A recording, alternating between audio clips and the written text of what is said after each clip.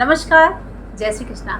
आज मैं इस वीडियो में आपको बताने जा रही हूँ कि यदि आप मकर लगन और मकर राशि के जातक हैं तो आप हमारे इस वीडियो को जरूर देखें। सबसे पहले आपको ये जानना है कि आपके बर्थ चार्ट में कौन सा ग्रह शुभ है और कौन सा ग्रह अशुभ है। अगस्त 2022 आपके लिए कैसा होगा, इसी विषय की जानकारी इस वीडियो में मैं आपको प्रदान करूंगी।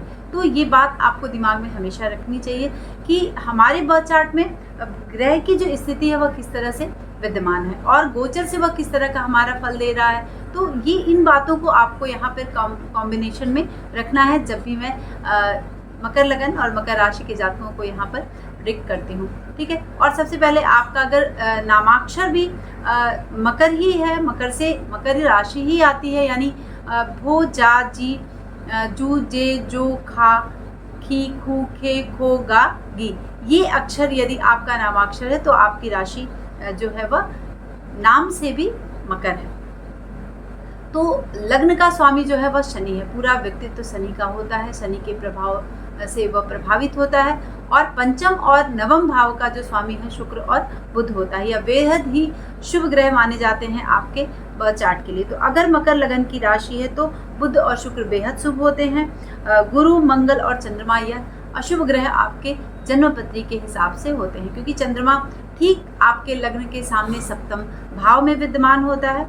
और सबसे पहले हम बात करेंगे यहाँ पर लग्न की और लग्नेश की। लग्नेश शनि कहाँ पर विद्यमान है?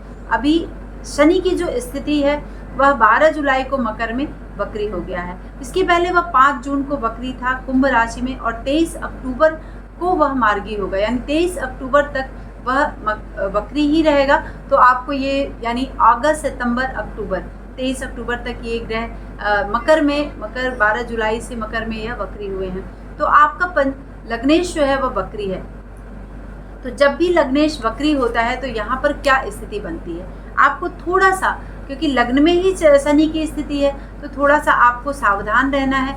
जो भी कुछ पहले आपने अपने किया है, आपने खुद जो काम किया है उसमें थोड़ा सा अलर्ट रहने की ज़रूरत है, क्योंकि वह आपको थोड़ा डाउट्स लोगों के अंदर क्रिएट करेगा। और एक स्थान से वह, यानी आप बहुत उच्च स्थान पे हैं, उच्च पद पे हैं, तो यहाँ पर थोड़ी सी स्थिति ऐसी बनती है जिससे कि आपको संभलने की ज़रूरत है। तो चाहे वह आपकी पत्नी, अगर आप महिला हैं तो पति से, पत्नी है, स्त्री हैं तो पुरुष से थोड़ी सी दिक्कतें आ सकती हैं, तो यहाँ पर आपको सावधानी बरतनी है, ठीक है।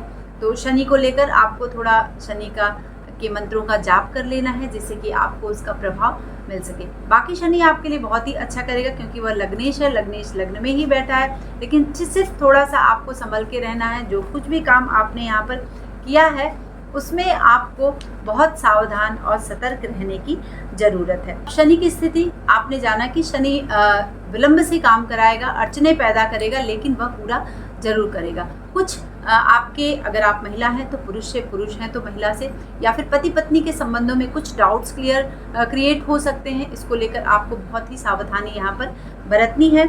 और मन में कुछ इसके अंदर, अगर इसको लेकर अगर आपने उपाय किया शनि का, तो आत्मविश्वास आपका बहुत ही बढ़ा चढ़ा रहेगा, ठीक है। व्यवसाय में आपको लाभ शनि दिलाएंगे और नए लोगों से आपका परिचय होगा, लेकिन थोड़ा बहुत से आपको यहाँ पर सतर्क और सावधान रहने की ज़रूरत है। फिर हम आपको बताएंगे कि शुक्र की स्थिति क्या है। शुक्र आपके बर्थ चार्ट में गोचर से शुक्र की स्थिति कर्क राशि में बन रही है और कर्क राशि जो है वह आपके सप्तम भाव में आती है और शुक्र वहाँ पर विद्यमान है। शुक्र वहाँ पर बैठकर आपको सप्तम भाव में थोड़ा सा चिंता दे सकता है, चाहे वह आपका कार्यक्षेत्र हो, आपका व्यवसाय हो, आपके पति पत्नी के संबंध में हो, या फिर आप विद्यार्थी हैं तो घरेलू चीज़ों को लेकर आपको थोड़ा सा दुख हो सकता है और चिंता हो सकती है, जिससे कि आपका जो कार्य है, आपकी पढ़ाई है, आपका व्यवसाय है, वह थोड़ा प्रभावित हो सकता है। तो इसको लेकर आपको यहाँ पर सावधानी बरतनी है, क्योंकि शुक्र 14 सितंबर तक कर्क में रहने वाला है और पूर्ण दृष्टि से, यानी पंचमेश पूर्ण दृष्टि से आपके लग्न को देख रहा है। तो यहाँ पर शुक्र की स्थिति अच्छी बन रही है, लेकिन फिर भी थोड़ा सा आपको मन में, अगर आपकी राशि मकर है तो थोड़ा सा उसको लेकर दिक्कत, थोड़ी सी चिंतनीय स्थिति बन सकती है। बाकी अगर आपने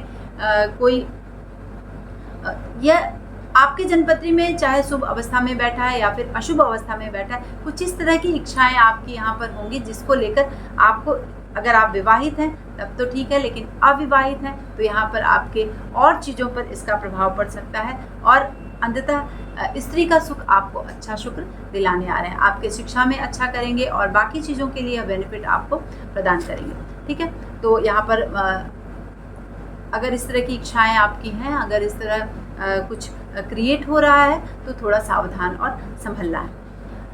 फिर हम बताएंगे कि बुध की स्थिति क्या है। बुध आपके भाग्य स्थान का स्वामी है, आपका भाग्येश है और किस स्थिति में गोचर से यहाँ पर विद्यमान है। सूर्य और बुध एक साथ आपके अष्टम भाव में सिंह राशि में सूर्य जो है वह विद्यमान रहेगा। 17 अगस्त को वो ट्रांजिट कर जाएगा और 17 अगस्त से लेकर 17 सितंबर तक सूर्य सिंह में ही रहेगा, अष्टम भाव में। साथ में बुध की भी स्थिति यहाँ बनी, यानी आपका भाग्य अपने से द्वादश स्थान में संचरण कर रहा है। ठीक है, तो द्वादश स्थान में बुध की जो स्थिति है बहुत अच्छा हम नहीं मानेंगे। या थोड़े से धन के पक्ष को लेकर आपकी आर्थिक पक्ष को हानि पहुंचा सकता है, तो बहुत सोच समझकर आपको यहाँ पर काम करना है अगस्त 2022 में, जिससे कि किसी भी तरह की हानि की संभावना ना बने। मंगल की स्थिति क्या है। मंगल आपके ब चार्ट के चतुर्थ और आपके एकादश भाव का स्वामी है और मंगल अभी राहु से जस्ट अलग हुआ है। ठीक है, तो ये बड़ी एक अपॉर्चुनिटी है, क्योंकि राहु और मंगल एक साथ बैठकर चतुर्थ भाव में दिक्कतें दे रहे थे, तो राहु और मंगल की स्थिति अलग वाली बन गई। यानी राहु 10 तारीख से मूव कर जाएगा वृषभ राशि में, और मंगल 10 तारीख से मूव कर जाएगा वृषभ राशि में, और राहु चतुर्थ भाव में 18 महीने के लिए रहने वाले हैं। राहु केतु सदैव वक्री होते हैं, 18 महीने एक भाव में संचरण करते हैं, तो चतुर्थ भाव में बैठकर या लोगों से थोड़ा बहुत वैर कराएगा। माँ से वैर करा सकता है, पिता से वैर करा सकता है, या फिर कार्य क्षेत्र में इस तरह की कंडीशन जो है वह क्रिएट कर सकता है। तो आपको बहुत संभल के और सावधान रहने की ज़रूरत है। मैं हमेशा सावधान और संभलने की बात इसलिए कहती हूँ कि ग्रही स्थिति जानने के बाद आपको यहाँ पर थोड़ा सा बैलेंस बनाकर रहना है। आप जान रहे हैं कि कार्य बिगड़ेगा, इसलिए आपको यहाँ पर पहले से सतर्क हो जाने की ज़रूरत है। मंगल पंचम भाव में संचरण करेगा। पंचम भाव में बैठकर वृषभ राशि में पूर्ण दृष्टि से अपने घर यानी लाभ भाव को यह देख रहा है। लाभ भाव को देखने की वजह से ये आपको लाभ की स्थिति मंगल यहाँ पर प्रदान कर सकता है। आप देखिए कि पंचम भाव में बैठकर आपको थोड़ा बहुत क्या करेगा, शिक्षा में अच्छा करेगा और बाकी चीज़ों में लाभ करेगा, लेकिन आपके धन के से परिप्रेक्ष्य में, यानी बुध भी आपके धन की हानि कराने के लिए अगस्त 2022 में आए हैं और मंगल भी धन की हानि यहाँ पर कराएंगे पंचम भाव में बैठकर। तो आर्थिक पक्ष को मजबूत करने के लिए बहुत सोच समझकर आपको यहाँ पर पैसा खर्च करना है। जुपिटर की स्थिति क्या है। जुपिटर जो है यानी गुरु मीन राशि में संचरण कर रहा है और 29 जुलाई को वह वक्री हो गया है। ठीक है, 29 जुलाई को वक्री होने की वजह से गुरु की जो स्थिति है वह आपके पद चार्ट के, चूंकि मकर राशि में वह नीच का हो जाता है, इसलिए मीन राशि में यानी तृतीय भाव में वह वक्र स्थिति में संचरण कर रहा है। थोड़ी सी पीड़ा दे सकता है, थोड़ी सी पीड़ा से आपको यहाँ पर, बाकी थोड़ा बहुत आपको बृहस्पति के चीज़ों का दान जरूर करना है। अगर आपने बृहस्पति के चीज़ों का दान किया तो ये जो पीड़ा है, ये जो कष्ट है, वो सब कुछ आपका यहाँ पर बैलेंस होगा और स्थिति अच्छी बनेगी। ठीक है, गुरु कुछ कर्ज दिलवा सकता है, कर्ज लेने की संभावना बन सकती है, आमदनी से अधिक खर्च होने की संभावना बन सकती है। हाँ, अगर भाइयों से झगड़े हो रहे हैं तो आपको उनसे अपना व्यवहार बनाकर रखना है। परीक्षा में उत्तीर्ण, अगर आप सोच रहे हैं कि बहुत कॉन्फिडेंस आपका है कि शनि की वजह से कॉन्फिडेंस आएगा, लेकिन फिर भी ऐसा स्थिति ऐसी बनेगी जिससे कि परीक्षा में थोड़ा सा अप एंड डाउन आपका हो सकता है। ठीक है, तो यह स्थिति आपके भाग्य के उतार चढ़ाव की है, क्योंकि बुध अपने से व्यय भाव में स्थित है। सूर्य अष्टम भाव में बैठा हुआ है और अष्टम भाव में बैठकर सूर्य की जो स्थिति बन रही है वह आपके हेल्थ को इफेक्ट कर रहा है। ठीक है, वरिष्ठ लोग आपसे बार बार नाराज होंगे, तो इसलिए आपको उनसे अपने संबंध बनाकर रखने हैं। बाकी चीज़ों के लिए आपको बृहस्पति से संबंधित चीज़ों का दान करना है। राहु केतु के लिए बजरंग बाण का पाठ अगर आप करते हैं तो सारी जो ग्रही स्थिति है आपके बैलेंस में होगी और शनि वक्र गति से आपको शुभता की तरफ प्रभावित करेगा यदि आप बजरंग बाण का पाठ करते हैं। और अगर आपको हमारा ये वीडियो अच्छा लगता है तो प्लीज़ अपने दोस्तों में साझा करें। नमस्कार, जय श्री कृष्ण।